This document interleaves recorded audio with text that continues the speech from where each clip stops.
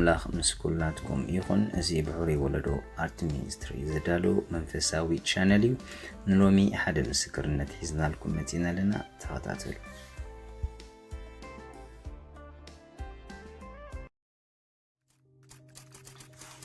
ሰላም፣ ሽመይ ፎሲ ይበሃል። ኣምላኽ መፂኡ ብዛዕባ መንግስተ ሰማያትን ገሃነም እሳትን ኣጠንቂቐኒ። ኣምላኽ ኣብ ሕልመይ ተራእየኒ እንተዘይተለዊጠ ናብ ገሃነም እሳት ከም ዝኸይድ። ስለዚ ኣብቲ መጀመርታ ሕልመይ ሞይተ፣ ብድሕሪኡ ኣምላኽ ናብ መንግስተ ሰማያት ወሰደኒ። እንታይ ከም ዝመስል ከርእየኒ። መንግስተ ሰማያት ኣዝዩ ጽቡቕ ቦታ እዩ። ክገልጾ ኣይክእልን እየ። ግን ሰለስተ ቦታታት ኣሎ። እቲ ቀዳማይ ቦታ ልሙዕ ሰፈር ቦታ ኮይኑ እንስሳታት ዘለዎ ኣዝዮም ሕጉሳት ሰባት ዘለዎ እዩ።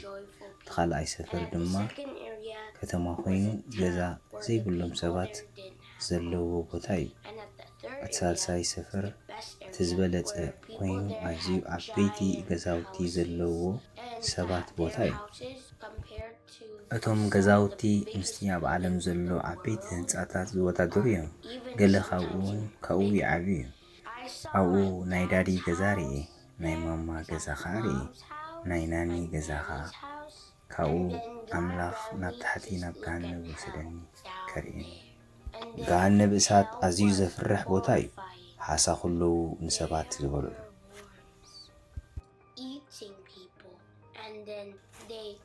ካብኡ እቶም ሰባት ይሞቱ ተመሊሶም ከዓ ይበልዕዎም። እቶም ሓሳኹ ስግኦም ይምንጭትዎም።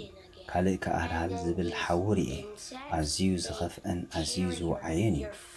ስለዚ ኣብዚ ምድሪ ተራስብ እንተኾንካ ኢኻ ኣብዚ ገሃነም እሳት ተኣቱ። እቲ ኣብኡ ዘሎ ነገራት ይፍለጠካ እዩ።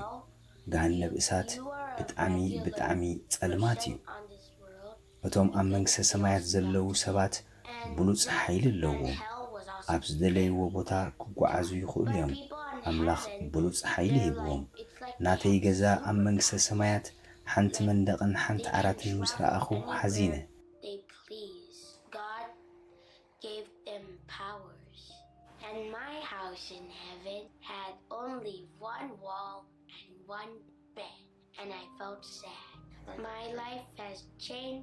ካብኡ ህይወተይ ተቐይሩ።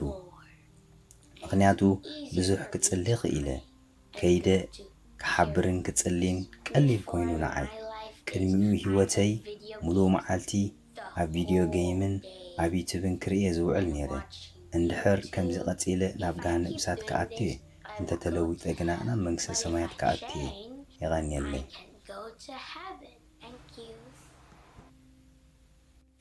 ከምቲ ጎይታ ዝብሎ ካብዞም ንኣሽቱ ንሓደ እኳ ከይትንዕቁ ተጠንቀቑ ዝብለና፣ ነዚ ቆልዓ እዚ ዝረኣዮ ክንሓስቦን ክንምርምሮን ናባኹም እንዳገደፍኩ በዛ ኣብ ኢዮብ 33:15-16-18 ዘላ ጥቕሲ ብሕልሚ ብናይ ለይቲ ራእይ ንሰብ ከቢድ ድቃስ ምስ ወድቆ ኣብ ዓራቱ ምስ ደቀሰ ንሰብ ካብ ግብሩ ምእንቲ ክመልሶ ካብ ትዕቢት እውን ክስውሮ ንነፍሱ ካብ ዓሚቕ ምእንቲ ክባልሃ ንህይወቱ እውን ካብ ሴፍ ከናግፋስ ሽዑ ንእዝኒ ሰብ ከፊቱ ንተግሳጹ ሓተሞ ይብለና።